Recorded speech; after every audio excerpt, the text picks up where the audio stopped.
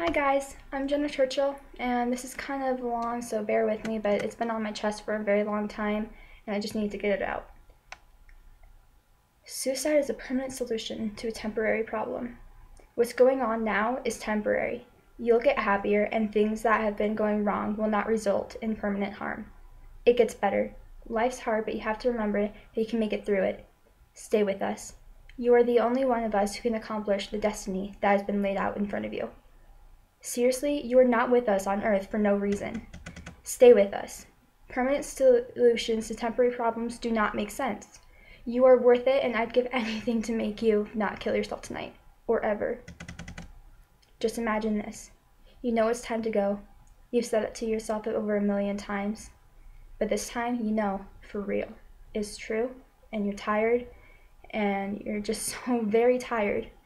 Your parents are pissing you off, like school wasn't bad enough today. You go to get the rope, or the knife, or the gun, or whatever you choose to, because you're that desperate. You're ready. You think of it as some game. The first one dead is the first who wins. No one's home. It's the perfect time. You're ready.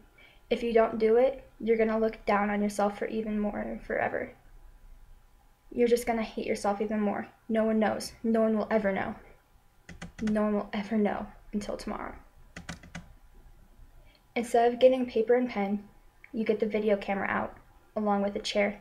You're standing on the chair, you decide to go with the rope. You're gone instantly, and there is no noise. One side of the rope is tied to the top of the fan, and the other is already around your neck. You're in tears, and you know that it's real for this time. You turn on the camera, just to stare at the red light and blinking around your eyes. You start to mumble out a few words. Mom and Dad, I'm sorry. I don't know why I'm sorry, but I'm sorry. I can't do this anymore. Please don't blame yourself, please. I love you both, and tell my siblings the same. I'll see you all soon. You say you're sorry with your best friend because you know that you won't be there for him or her when he or she needs you more than ever. You say sorry to everyone who you could think of, even yourself. You're sorry for not being strong anymore. You're sorry for breaking down. You're sorry for putting them through so much pain in their life. You stare, once again, at the red blinking light upon your eyes. One foot is off the chair now, and you begin to mouth the words goodbye. You have the remote control to turn on the fan with your hand. You kicked off the bottom of the chair, and you see the light go off. You go off. Both feet are now off the chair. The chair is on the floor. The room is filled with silence. You're dead. You're gone. There's no going back. Everything is over. You don't have to live in pain anymore. But everyone else will. What are your parents going to think? What about your brother? Your sister? What are they going to do? You're gone. You're dead. There's no going back. You ended your life. Your parents are home. They call your name, telling you they're home. You don't answer. They get worried. They always answer. You always answer. They come upstairs thinking you're sleeping or showering. Your mom opens the bedroom door and screams at the top of her lungs. She instantly passes out. Now your sibling comes up after her. She screams, "Daddy, help!" He runs over to you, sitting on your leg, begging you to wake up. Wake up. Wake up. Please, stop. Wake up. But you don't answer. You're not waking up. You're gone. You're dead. This is no going back. Your dad comes running up the stairs, and all he could do is stare. He watches his baby girl swing back and forth on a rope. He sees the video camera, and he sees the chair, but he doesn't move. He's as stiff as a board. He cries. Your dad never cries. He picks up the phone and calls 911. He can barely get the words, "My daughter committed suicide," out of his mouth. Your sibling stares at your dad, crying harder than ever. She knows that you're gone. You're dead. There's no going back. Everything is over. The cops finally arrive. They push your dad and sibling out of your room and sit them in the living room. They take your body down off the ropes and lay you on the stretcher. They cover your body and out you go. Just like that. You're gone. You're dead. There's no going back. There's no turning back. You're dead. Nothing is the same. 2 weeks have passed, and your mom still stares out the window more than half of the day. Your siblings still haven't returned to school. Your dad is forced to go to work so he can pay all the bills for your wake and funeral. Eventually, they found the strength to go into your room. The door hasn't been opened for months.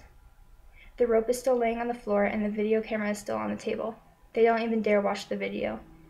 It will never be seen. They slowly pick up the rope and throw it on your bed. Throw it in the garbage. Chills run up your spine, your mom basically in tears. They brush off your bed, making it neat like they used to every morning after you went to school. Your bed was made and your room was clean. They shut the door and it remains shut. Your school is still in distress. You thought no one cared. You thought no one even noticed you. The girl that said no to being your lab partner, yeah, she cuts every single night now because she thinks it's her fault that she died. The boy that tripped you by accident and didn't say sorry, yeah, he's in suicidal therapy for 5 days a week in the hospital because he feels a smile could have saved your life and he didn't give it to you. The teacher that was hard on you that day, she quit her job because she felt like she wasn't suited to teach anymore. You're gone. You're dead. There's no going back. 4 years have passed. Your family wonders what your problem was. They guessed it was that you didn't want to talk anymore. You had everything bottled up inside of you. You acted as if you were the happiest kid on the planet, even though you had the perfect life. You played the character so well that even you started to believe it. You would be so happy, and as soon as you laid in bed at that night, the thoughts came back. A little fight between you and your parents could have set you off. But with everything inside you bottled up for years, it hit your limits. You're gone. You're dead. There's no going back. Your room is never occupied. Your mom still cries every single night. Your dad isn't as strong as he used to be. Your siblings will never have you by their side, moving them into one direction. Your best friend is still torn up. Your school now has a club dedicated to you, so teens will not make the same mistake you did. Your life was precious, and you took it away in the blink of an eye. All you needed was a smile. All you needed. But since you're gone, just now people cared. People have always cared. You were just way too upset to see that.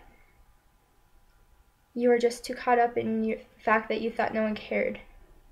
That the truth was, more people cared about you than you ever thought they would.